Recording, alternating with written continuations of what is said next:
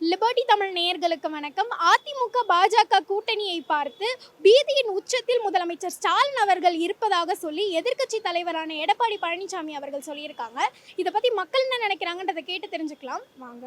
திமுகவும் முதல் மந்திரி ஸ்டாலினை பொறுத்தவரையில் மக்களை நம்பி இருக்கிறார்கள். அவர்கள் ஆளுங்கட்சியை போய் நாங்கள் கூட்டி சேர போய் சந்திக்கவில்லை. அமித்ஷாவையோ மோடியையோ இவங்கள் கட்சியிலிருந்து யாரும் போய் சந்திக்கவில்லை. பயம் இல்லை இவங்க மனதில். அரசியலுக்கு வரவங்க எல்லாருமே சொத்து சாக்கு தான் வராங்க. எல்லாருடையுமே சொத்துக்கள் இருக்கிறது, அளவுக்கு மீறின சொத்துக்கள் இருக்கிறது. ஆனாலும் எடப்பாடி ஏன் அங்கே போய் அமித்ஷாவை போய் சந்தித்தார்? ஒரு கட்சி தலைமை பொதுச் செயலாளர் எதற்காக அமித்ஷாவை சந்திக்க வேண்டும்? அதே மாதிரி இவங்களுடைய கட்சி செங்கோட்டையன் எதற்கு போய் நிர்மலா சீதாராமனை சந்திக்க வேண்டும்? அவர்களுக்கு பயம். எப்படியாவது ஆளுங்கட்சியுடைய சேர்ந்து பிஜேபியோட கூட்டி சேர்ந்தால்தான் பணம், கட்சி செலவுக்கு பணம் கிடைக்கும், தேர்தல் செலவுக்கு. அதன் மூலமாக கட்சி தேர்தல் சந்திக்கலாம் என்றுதான் அவர்கள் கூட்டி சேர்ந்தது. ஸ்டாலினுக்கோ திமுகவுக்கோ செய்யக்கூடிய ஆட்சியாளருக்கோ பயம் இல்லை. எடப்பாடிக்கு பயந்து போய் அமித்ஷாவையும் மோடியையும் சந்தித்தார். செங்கோட்டையன் நிர்மலா சீதாராமன் சந்தித்தார். இதில் அதிமுக தான் பயம், மற்றவர்களுக்கு பயம் இல்லை. பயம் இல்லை. 26 அவங்க தான் திரும்ப மினிஸ்டர் சிஎம்மா வர போகிறாரு மக்கள் ஆதரவோட. இல்லை, அவரு தான் இன்னைக்கு வின் பண்ணும்போது அவர் தான் இந்த அரசியலில் அவர் தான் வின் பண்ணுவார். ஸ்டாலின் வீடுலாம் கிடையாது. அது பாஜக அந்த மாதிரி இது பண்ணுது. இங்கே சென்னையில் வர முடியாது அவங்களாம். உனக்கு தைரியம் இல்லை, உனக்கு பயம், நீ தூங்கலை, அதனால் நீ ஓடி போய் பிஜேபி உன் கையில் கூட்டணிக்கு வரல, நீ தான் டெல்லிக்கு போன, வா தமிழ்நாட்டுக்கு வான்னு. அதுக்கப்புறம் தான் அமித்ஷா சென்னைக்கு வர்றாரு. அந்த ஹோட்டலில் தங்குறாரு, நட்சத்திர ஹோட்டலில் தங்குறாரு. இடையில் காங்கிரஸ் பேரியக்கத்தினுடைய தலைவர் குமரி அனந்தன் இறந்துட்டார். நல்லா விசாரிக்கிறதுக்கு போனீங்க, துக்கம் விசாரிக்கிறதுக்கு போனீங்க. அதோடு திரும்பி போக வேண்டியதானே? ஏடா தேர்தல் கூட்டு, தேர்தல் இருக்குது இன்னும் 1 வருஷம், உனக்கு என்ன தொடர் நடக்கும்? உனக்கு பயம், அதிமுகவுக்கு பயம். இத்தனை கூட்டணி அப்படிஞ்சு உன்னால் கட்சி ஒருங்கிணைக்க முடியல எந்த நிமிஷத்து வரைக்கும். இதுதான் அதனுடைய உண்மையான ஃபேக்ட்டு. ஸ்டாலின் எதை பார்த்தும் பயப்பட வேண்டியதல்ல. ஸ்டாலின் ஒரு கோழை அல்ல. உன்ன மாதிரி அதால் எமர்ஜென்சியாக சந்தித்து ஜெயிலெல்லாம் இருந்தாலே, இன்னும் சிறைக்கே சரியாக போவாதாலே, சிறையே சந்திக்காதாலே, அப்படிப்பட்ட ஏதோ ஒரு புழுக்கில் சசிகலா பாவம் புண்ணியத்தில் நீ முதலமைச்சரான அதனுடைய பலன்லாம் நீ இப்போ அனுபவிச்சுட்டு இருக்கிற. அதான் உண்மை. அது அதிமுக தொண்டனுக்கும் தெரியும், இதில் அவங்கள நேசிக்கக்கூடியவங்களுக்கும் தெரியும். இவங்க தப்பாக போயிட்டு இருக்கான் எடப்பாடி.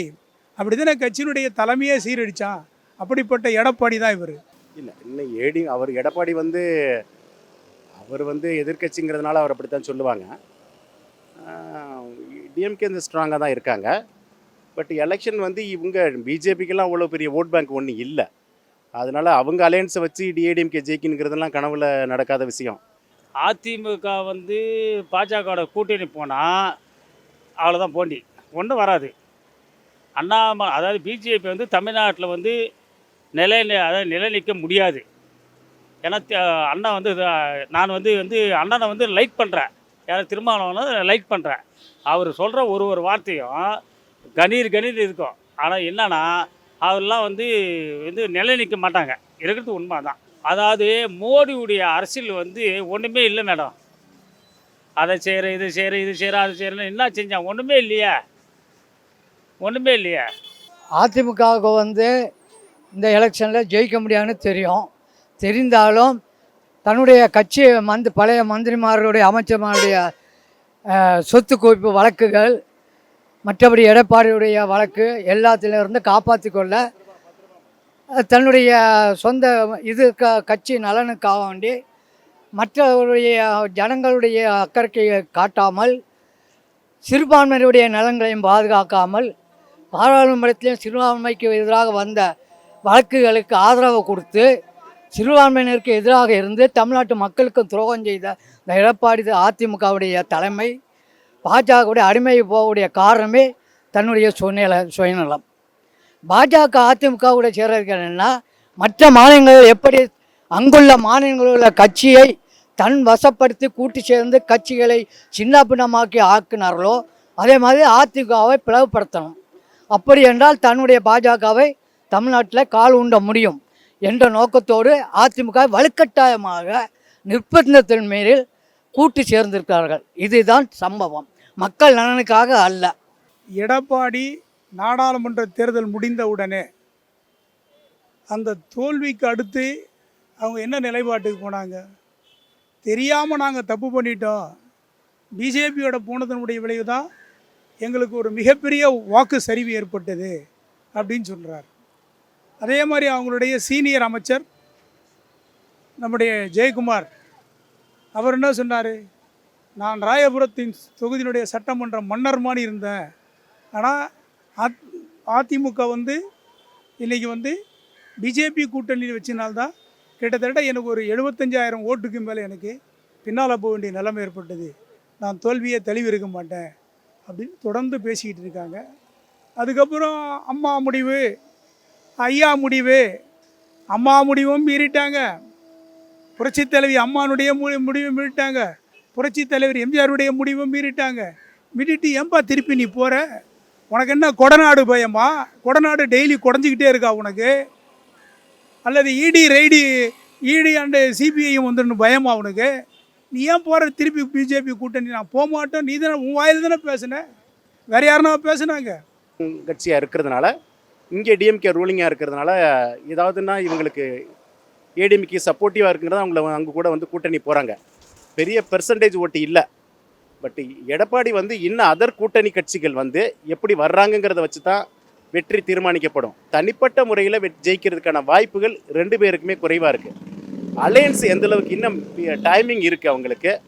ஸோ பிஜேபியை கூட்டணி ஆட்சி அப்படிங்கிற மாதிரிலாம் அவங்களுக்கு வியூ இருக்குது. பட் எடப்பாடி அந்த மாதிரிலாம் போனாக்கி இருக்கிற ஓட்டும் அப்போ விழுகாமல் போயிடும்.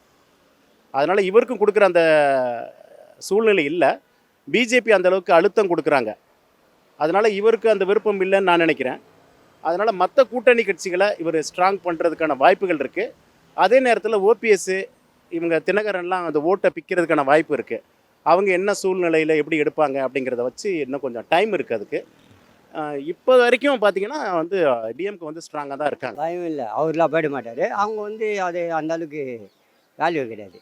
ஏன்னா சென்னையை பொறுத்தவரைக்கும் இவங்க தான் சென்னை கோட்டைனா முக ஸ்டாலின் தான். இது கூட்டி நின்று கூட நிலைக்காது, பிஜேபி வராது.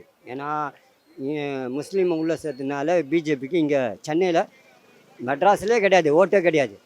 ஆனால் இதுக்கு ஓட்டு திமுக தான், கோட்டைன்றதே திமுக தான். ஆமாம், இப்போ பாதியில் கூட்டணி வைக்கிறேன்னாங்க. ஏன்னா இப்போ அவங்க திமுகவை சாய்க்கணும்னு அவர் மோடிக்கு எண்ணம். ஆனால் அது நிலைக்காது. அதிமுக நிலைமை அடிமை, பிஜேபிக்கு அடிமை. எடப்பாடி இப்போது சேர்ந்திருக்கிறது அந்த அரசியல், இது சகஜம் அப்பா, அது அல்ல. நீங்கள் வேணால் இப்போ ஒரு 10 எம்எல்ஏ வரது, ஒரு 5 எம்எல்ஏ வரது கூட சுத்தமாக முடிஞ்சிடும், அவ்வளோதான் மேடம். இப்போ அதிமுகவுக்கு இப்போ பாருங்கள், இன்னும் கொஞ்ச நாளில் ஒரு 10-15 நாளில் இல்லை ஒரு மாதத்தில் அதுலேருந்து கொஞ்சம் பேர் என்ன பண்ணுவோம், எகுருவாங்க. எடப்பாடியுடைய நிலைப்பாடு எப்படி இருக்குதுன்னு பார்த்து அதுலேருந்து எகிரி டிஎம்கே வரது சேரத்துக்கும் வாய்ப்பு இருக்குது, விஜய் கூட சேரத்துக்கும் வாய்ப்பு இருக்குது. சொல்லிட்டாரு, எதுக்கு டெல்லிக்கு போனார்? டெல்லிக்கு எதுக்கு போனார் அவர்? அங்கே எங்கே இருக்குது இவருக்கு கட்சி ஆஃபீஸாவை பார்த்து 1 மணி நேரம் எதுக்கு பேசுகிறாரு? சொல்லுங்கள், நீங்களே சொல்லுங்கள். ஆமாம், என்னவோ கடவுள் விட்ட செயல் தான், அவ்வளோதான். மக்கள் மனசில் தான் இருக்குது, அவ்வளோதான். யார் கெட்டவா யார் நல்லவன்றது மக்கள் தீர்மானிக்கணும், அவ்வளோதான். எடப்பாடிக்கு தான் தூக்கம் இல்லை, ஸ்டாலினுக்கு எதுக்கு தூக்கம்? தோல்வியும் கண்டு தூர மாட்டார், அதை விட வெற்றியை கண்டு மம்மதை கொள்ள மாட்டாங்க. இப்போ இவங்க தான் தூக்கம் இல்லாமல் இப்போ ஓடனேன். தேர்தல் எப்போ கிடக்குது? இன்னும் கிட்டத்தட்ட 12 மாதம் கிடக்குது. அடுத்த மே தானே தேர்தல், அல்ல ஏப்ரலில் தேர்தல், இன்னும் 1 வருஷம் இருக்குது. நீ ஏன் இதுக்குள்ளே ஒப்பந்தம் போடுற? தேர்தல் வரும்போது பார்த்து கொள்ளலாம் நீ தானே சொன்ன. ஏன் சொல்லி 1 மாதம் கூட ஆகலை, 10-20 நாள் கூட ஆகலை, அதுக்குள்ளே போய் ஒப்பந்தம் போடுற? அப்போ சீட்டு வரும்போது அவங்களுக்கு பிரச்சனை வரும்.